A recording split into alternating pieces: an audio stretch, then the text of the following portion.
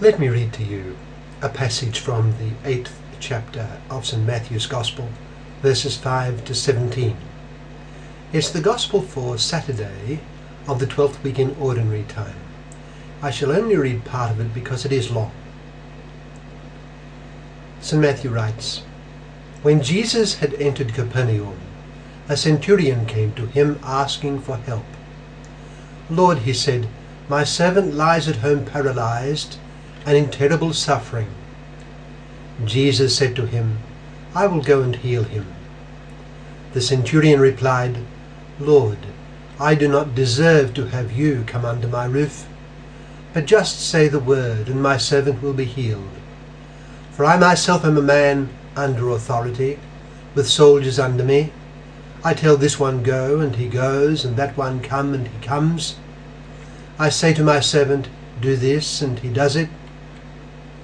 When Jesus heard this, he was astonished and said to those following him, 'I tell you the truth, I have not found anyone in Israel with such great faith.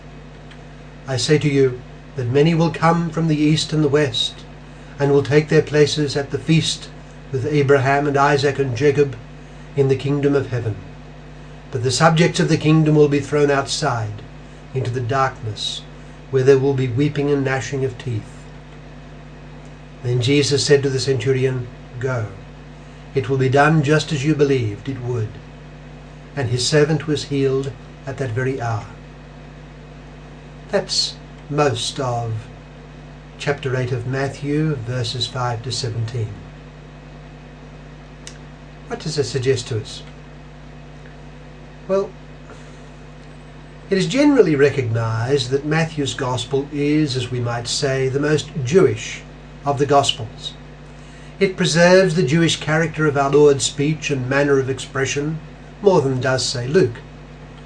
It is at pains to show that Christ fulfilled in numerous ways the predictions of the Scriptures, and quotes the Old Testament frequently. Now, if there was one characteristic common to the Jews, it was their resentment at the Roman occupation. The tax collectors were despised as virtual collaborators. This latent hostility would eventually erupt in a terrible uprising against the Romans, culminating in the stranglehold on Jerusalem by Rome and its subsequent razing of the city. Now, what is the attitude of this very Jewish gospel, the Gospel of St. Matthew, to the pagans, as represented by Rome? Let us remember that St. Matthew is traditionally identified with Levi, the tax collector, prior to his call by Jesus. He knew the Roman authorities, for in the matter of taxation he was one of its representatives. In our reading of this gospel, we do not get the impression that whenever Rome appears on the scene, it is in principle hostile to Jesus. The high point of our Lord's life was, of course, his passion and death, and it is there that Rome enters the scene with impact. Pilate, the Roman procurator, found Christ innocent of the charges of sedition, although we know from other Gospels that our Lord's enemies eventually gave Pilate the true reason for handing him over. It was because of his claim to be God's own son. But in Matthew, Pilate questioned Jesus and found him innocent and wanted to release him. He regarded it as absurd that the man before him was a political agitator, claiming to be a king.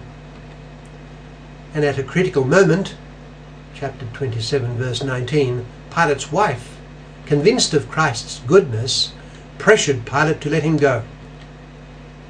It was not because of hostility, but because of fear of a bad report from grassroots level that Pilate handed Jesus over to the mob with a death sentence.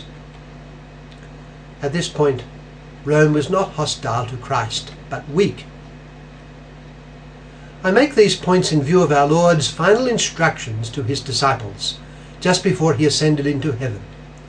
All power has been given to him, as he said himself.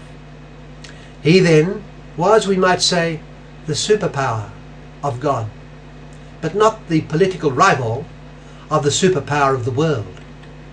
Christ did not challenge the political hegemony of Rome. Pilate himself saw that such a charge was groundless.